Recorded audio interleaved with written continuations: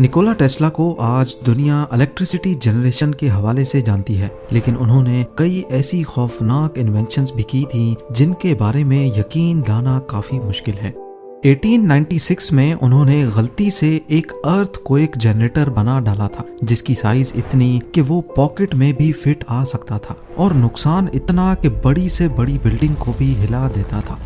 इस डिवाइस को उन्होंने अपनी लेबोरेटरी में टेस्ट किया तो पड़ोसियों को लगा कि अर्थक्वेक आ गया है और वो डर के मारे बाहर आ गए। फिर टेस्ला वो डिवाइस लेकर किसी अंडर कंस्ट्रक्शन बिल्डिंग की तलाश में निकल पड़े। रास्ते में उन्हें एक 10 मंजिला बिल्डिंग नजर आई जिसमें वर्कर्स काम कर रहे थे। उन्होंने ये डिवाइस उस बिल्डिंग के स्टील फ्रेम पे लगा दी। थोड़ी ही देर बाद ऊपर से वर्कर्स घबराते और भागते हुए नीचे उतरे कि जैसे कोई अर्थक्वेक आ रहा हो। पुलिस को बुलवा लिया गया, लेकिन टेस्ला ने किसी को बताए बगैर अपनी डिवाइस वापस जेब में डाली और वहां से निकल गए। उनका कहना था कि थोड़ी देर और अगर ये डिवाइस वहां लगी रहती तो पूरी बिल्डिंग जमी बोस हो जाती। ये बात उन्होंने खुद एक इंटरव्यू में कबूल की थी। पर सवाल ये है कि पॉकेट की साइज जितनी डिवाइस अर्थक्वेक कैसे ला सकती है। असल में निकोला टेस्ला ये डिवाइस बनाना ही नहीं चाहते थे, बल्कि वो तो एक ऐसे प्रोजेक्ट पे काम कर रहे थे जो एक जगह से दूसरी जगह एनर्जी ट्रांसफर कर पाएगी, वो भी बगैर तार के और बगैर किसी खर्चे के। उनकी जिंदगी का ज्यादातर हिस्सा फ्रीक्वेंसीज और वाइब्रेशंस को स्टडी करने में गुजरा था। वो इस फील्ड में वो कुछ भी देख और समझ सकते थे जिसको उनके बाद कोई भी उस अंदाज में देख या समझ नहीं पाया। उनका आइडिया था कि वो एक डिवाइस के जरिए एक खास फ्रीक्वेंसी की वाइब्रेशन पैदा करके उसको जमीन में डालेंगे। ये वाइब्रेशंस जमीन में मौजूद पत्थरों से होती हुई किसी दूसरी जगह पर पड़ी रिसीविंग डिवाइस से कैच करवाई जाएंगी, जो उस फ्रीक्वेंसी को डिकोड करके एनर्जी या फिर इलेक्ट्रिकल करंट में कन्वर्ट करेगी। ठीक उसी तरह जैसे कोई साउंड एनर्जी वेव्स की सूरत में ट्रेवल करती है। हमारी दुनिया हर वक्त एक खास फ्रीक्वेंसी पे वाइब्रेट करती है। ये फ्रीक्वेंसी 7.83 हर्ट्ज से लेकर 33.8 हर्ट्ज तक वेरी करती है। टेस्ला का कहना था कि अगर वो इस छोटी सी डिवाइस को अर्थ की वाइब्रेशन पे सेट कर दें तो पूरी दुनिया में तबाहकुन ज़लज़ला भी आ सकता है। लोग इनकी ये बातें सुनकर मजाक बनाया करते थे, लेकिन फिर आखिर वो दिन आ ही गया जब दुनिया ने निकोला टेस्ला को हकीकत में सीरियस लेना शुरू किया। ज़ेम टीवी की वीडियोस में एक बार फिर से खुशामदीद। नाजरीन, हमारी रोजमर्रा की जिंदगी में शायद ही कोई ऐसी चीज है जिसके पीछे निकोला टेस्ला का हाथ नहीं। इलेक्ट्रिसिटी से लेकर दुनिया के किसी भी कोने में बैठे फोन पर बात करने तक, इन सब में निकोला टेस्ला का बहुत बड़ा हाथ रहा है। इनसे पहले इलेक्ट्रिसिटी को एक जगह से दूसरी जगह पहुंचाना बहुत मुश्किल हुआ करता था, हत्ता कि सिर्फ चंद मीटर्स तक इलेक्ट्रिसिटी को पहुंचाया जा सकता था और उसमें भी सिर्फ एक छोटे बल्ब से ज्यादा नहीं चलता था। लेकिन टेस्ला ने ऑल्टरनेटिंग करंट इजाद करके पूरी दुनिया के सामने अपनी काबिलियत को साबित किया। इनकी जिंदगी में यही वो पॉइंट था जब लोगों ने इनको सीरियस लेना शुरू किया, क्योंकि अब वही इलेक्ट्रिसिटी जो पहले डायरेक्ट करंट की फॉर्म में सिर्फ चंद मीटर्स दूर तक पहुंचाई जा सकती थी, उसको एसी पावर में कन्वर्ट करके अब हजारों मील दूर फैक्ट्रीज और इंडस्ट्रीज में भी पहुंचाया जाने लगा। इसके अलावा Tesla hydro electric power system के भी इन्वेंटर थे, जिससे आज अमेरिका की 31% इलेक्ट्रिसिटी और चाइना की 95% इलेक्ट्रिसिटी प्रोड्यूस की जाती है। वो टेस्ला ही थे जिन्होंने दुनिया को वायरलेस कम्युनिकेशन का तोहफा भी दिया। ये तो उनकी वो इन्वेंशंस थी जिनको आज दुनिया इस्तेमाल कर रही है। पर क्या आपको मालूम है कि टेस्ला ने अपनी जिंदगी में 300 से भी ज्यादा चीजें इजाद की थी, पर इनको कैसे भी करके दुनिया के सामने लाने से रोका गया।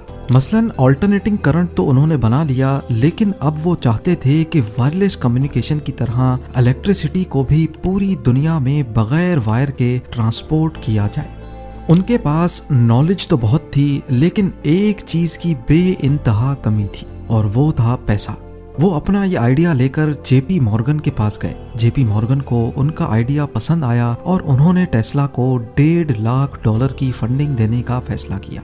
इलेक्ट्रिसिटी को बगैर तार के ट्रांसमिट करने के लिए टेस्ला ने न्यूयॉर्क में ही कई एक्सपेरिमेंट्स शुरू कर दिए। इन एक्सपेरिमेंट्स में एक टावर भी था जिसको देखकर लोग काफी खौफजदा होते थे और अक्सर कंप्लेंट्स करते रहते थे। इसीलिए टेस्ला ने अपने एक्सपेरिमेंट्स कोलोराडो में शुरू कर दिए और वहां एक नया 180 फीट लंबा टावर खड़ा किया, जिसमें जरूरत से ज्यादा पैसे लग गए। टेस्ला का मानना था कि वो इस टावर की मदद से अब पूरी दुनिया में वायरलेस इलेक्ट्रिसिटी भेज सकेंगे, और वो भी अर्थ की नेचुरल वाइब्रेशंस को इस्तेमाल करके। जेपी मॉर्गन, जिन्होंने टेस्ला के इस प्रोजेक्ट को फंड किया था, वो इस दौरान इलेक्ट्रिक वायर्स और उसकी इंसुलेशन बनाने वाली फैक्ट्रीज में भी बहुत बड़े इन्वेस्टर थे। इसके अलावा अमेरिका में कई कॉपर माइंस के पीछे भी जेपी मॉर्गन का ही हाथ था। उनको शायद मालूम पड़ चुका था कि टेस्ला अपने एक्सपेरिमेंट में कामयाब हो गए हैं, और अगर ऐसा हो गया तो ये चीज उनके इलेक्ट्रिक वायर्स के बिजनेस को खासा नुकसान पहुंचा सकती है। इसीलिए उन्होंने टेस्ला को मजीद पैसे देने से न सिर्फ इनकार किया, बल्कि दूसरे इन्वेस्टर्स को भी मना किया कि वो टेस्ला के प्रोजेक्ट में इन्वेस्ट ना करें। निकोला टेस्ला करते तो क्या करते, अगले कई सालों तक वो वायरलेस इलेक्ट्रिसिटी का ख्वाब लिए जीते रहे, और जब वो इस दुनिया को छोड़ गए तो अगले 10 सालों तक गवर्नमेंट ने उनकी प्रॉपर्टी पर कब्जा कर रखा था। उनका जितना भी रिसर्च वर्क था वो कई सालों तक सीक्रेट फाइल्स बना रहा, और उसके बाद भी कई लोगों का मानना है कि आज तक टेस्ला की वायरलेस इलेक्ट्रिसिटी का फॉर्मूला पब्लिक नहीं किया गया। अब सवाल ये उठता है कि क्या निकोला टेस्ला को कोई सीक्रेट फॉर्मूला मिल गया था? क्या वो वाकई फ्री इलेक्ट्रिसिटी पे काम कर रहे थे? कई एक्सपर्ट्स का ख्याल है कि निकोला टेस्ला अर्थ की वाइब्रेशंस को अच्छी तरह समझ चुके थे, और शायद वो इसी वाइब्रेशन को इस्तेमाल करके दुनिया में नई किस्म की इलेक्ट्रिसिटी इंट्रोड्यूस करवाने वाले थे। वो अपनी जिंदगी में कहा करते थे कि अगर आपको यूनिवर्स के सीक्रेट्स का पता लगाना है तो इसको एनर्जी, फ्रीक्वेंसी और वाइब्रेशंस के अंदाज से देखना शुरू कर दें। शायद वो सच्चे थे, क्योंकि उनकी मौत के बाद साइंसदानों ने फ्रीक्वेंसी और वाइब्रेशंस पर रिसर्च शुरू की, तो वो ये देखकर हैरान रह गए कि दुनिया की एक एक चीज अपनी खास फ्रीक्वेंसी पे वाइब्रेट कर रही है। एक चीज की फ्रीक्वेंसी को समझकर दूर पड़ी दूसरी चीज तक वाकई में न सिर्फ एनर्जी ट्रांसफर की जा सकती है, बल्कि उसको कंट्रोल भी किया जा सकता है। मिसाल के तौर पे ये दो फोक्स देखें जिनका फिजिकली आपस में कोई कनेक्शन नहीं है। इन दोनों की फ्रीक्वेंसी सेम है, यानी इनको एक बार टैप करने से 1 सेकंड में ये 440 मर्तबा वाइब्रेट करते हैं। पर हैरत की बात यह है कि किसी एक फोक को टैप करने से दूसरा फोक अपने आप वाइब्रेट करने लगता है। If I tap this fork, putting little pulses of energy into it, the second fork will also vibrate in sympathy. Nikola Tesla जिस वायरलेस एनर्जी ट्रांसफर की बात कर रहे थे वो शायद कुछ इस तरह की थी। शायद उनको कोई सीक्रेट फ्रीक्वेंसी मालूम पड़ चुकी थी, लेकिन उन डॉक्यूमेंट्स को आज तक सामने नहीं लाया गया। इतिहास गवाह है कि पिछले 150 सालों में जितनी भी जंगें हुई हैं वो ज्यादातर तेल की बेसिस पे हुई हैं। War of Gulf, Kuwaiti oil fires, Iraq war और हत्ता के वर्ल्ड वॉर 1 और 2 में भी कई ऑपरेशंस ऐसे थे जिसमें खास तौर पर ऑयल रिजर्व्स को टारगेट किया गया था। जिस फॉसिल एनर्जी की वजह से इतनी ज्यादा जंगें हो गईं, सोचने की बात यह है कि अगर हर कोई अर्थ की फ्रीक्वेंसी को इस्तेमाल करके फ्री इलेक्ट्रिसिटी या फ्री एनर्जी बना सकता तो इस तेल की दुनिया में कोई डिमांड ही नहीं रहती।